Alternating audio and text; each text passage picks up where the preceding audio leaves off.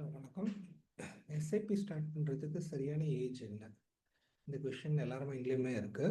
So சிலர் வந்து 25 வயசுலேயே ஸ்டார்ட் பண்ணுவாங்க, சிலர் வந்து 35 ஸ்டார்ட் பண்ணால் பெட்டரு, சிலர் வந்து எனக்கு நிறைய எக்ஸ்பென்சஸ் இருக்குது, ஸோ அதெல்லாம் கொஞ்சம் ஷார்ட் அவுட் பண்ணிட்டு பண்ணுறேன், இல்லை ஹைக் வரட்டும், இல்லை சிலர் ப்ரொக்ராஸ்டினேட் பண்ணுவாங்க, 6 மாதம் கழிச்சு பண்ணுறேன், இல்லை வந்துட்டு மார்க்கெட் இப்போ கண்டிஷன் சரியில்லை அதனால் அது பெட்டர் ஆனதுக்கப்புறம் பண்ணால் நல்லா இருக்குமே.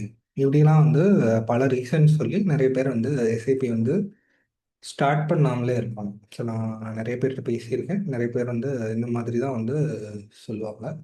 ஸோ இதில் வந்து ஒரு எக்ஸாம்பிளே நம்ம பார்ப்போம். ஸோ ஒருத்தர் 25 வயசில் எஸ்ஐபி பண்ண ஆரம்பிக்கிறாரு, இன்னொருத்தர் 35 வயசில் பண்ண ஆரம்பிக்கிறாரு, இன்னொருத்தர் 45 வயசில் பண்ண ஆரம்பிக்கிறாரு. ஒருத்தருக்கும் எவ்வளோ ரிட்டர்ன்ஸ் வந்திருக்கு அப்படின்னு. ஸோ நம்ம அசம்ஷன் 60 வயசில் ரிட்டையர் ஆகிறாங்கன்னா 60 வயசு வரைக்கும் அதே அமௌண்ட் இன்வெஸ்ட் பண்ணுறாங்க. So 15% returns. 25 வயசில் ஆரம்பிக்கிற ஒருத்தர் மாதம் 2000 இன்வெஸ்ட் பண்ணாலே போதும்.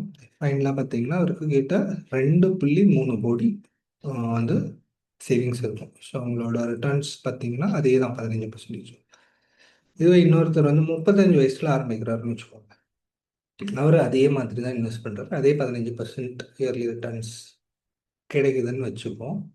அவர் பார்த்தீங்கன்னா இன்னும் அதிகமாக இன்வெஸ்ட் பண்ண வேண்டியிருக்கு. 2000 ஒருத்தர் பண்ணிட்டு இருந்ததை விட இவர் அதிகமாக 5000 பண்ண வேண்டியிருக்கு. ஒரு 10 இயர்ஸ் கழிச்சு பார்த்தீங்கன்னா அன்னைக்கு இருக்கிற இன்ஃப்ளேஷன் எல்லாம் பார்த்தீங்கன்னா 2000, இன்னைக்கு 2000, 10 வருஷம் கழிச்சு 5000 ஒன்றா இருக்கும். ஸோ அதே அமௌண்ட்டு தான் அவர் இன்வெஸ்ட் பண்ண போகிறாரு. ஸோ 5000 அவர் இன்வெஸ்ட் பண்ணும் பொழுது அவருக்கு கிடைக்கிற ரிட்டர்ன் பார்த்தீங்கன்னா 60 வயசு ஆகும்போது 1.35 crores தான் கிடைக்குது.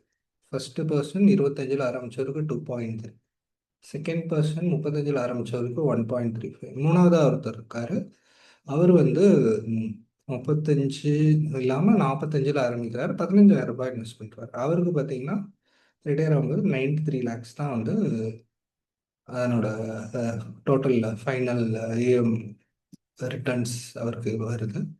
ஸோ இப்போ பார்த்தீங்கன்னா ஏன் வந்து எஸ்ஐபியை சீக்கிரமாக ஸ்டார்ட் பண்ணுங்கிறதுக்கு இது ஒரு பெஸ்ட் எக்ஸாம்பிள். ஸோ ஐடியலி உங்களோட ஃபஸ்ட்டு சேலரி வந்த உடனேவே உங்களோட இஎம்ஐ எக்ஸ்பென்ஸ் எல்லாத்துக்கும் முன்னாடி உங்களோட ஃபஸ்ட்டு எஸ்ஐபி இன்வெஸ்ட்மெண்ட்டை நீங்கள் வந்து ஸ்டார்ட் பண்ணணும். ஐடியலாக பண்ண வேண்டியது அதுதான். இன்கேஸ் நீங்கள் அது பண்ணலைன்னாலும் இன்னைக்கு நாளைக்கு இன்னைக்கு தான் வந்து ரைட் டைம் டு ஸ்டார்ட். இது வரைக்கும் நீங்கள் பண்ணல அப்படின்னா இன்னையிலேருந்து நீங்கள் வந்து இன்வெஸ்ட் பண்ணிக்கலாம். ஸோ ஏஜ் ஆக ஆக உங்களோட இன்வெஸ்ட்மெண்ட் அமௌண்ட், நீங்கள் ரிட்டையர் ஆகிறதுக்கு தேவைப்படுற அமௌண்ட்டுக்கு நீங்கள் இன்வெஸ்ட் பண்ண வேண்டிய எஸ்ஐபி அமௌண்ட் வந்து ரொம்ப அதிகமாகிட்டே போகும். சின்ன வயசுலேயே நீங்கள் ஸ்டார்ட் பண்ணிட்டீங்க அப்படின்னா கம்மியான அமௌண்ட் இன்வெஸ்ட் பண்ணிங்கனாலே லாங் டேர்மில் நல்ல ஒரு ரிட்டையர்மெண்ட் சேவிங்ஸோடு நீங்கள் வந்து ரிட்டையர் ஆகலாம்.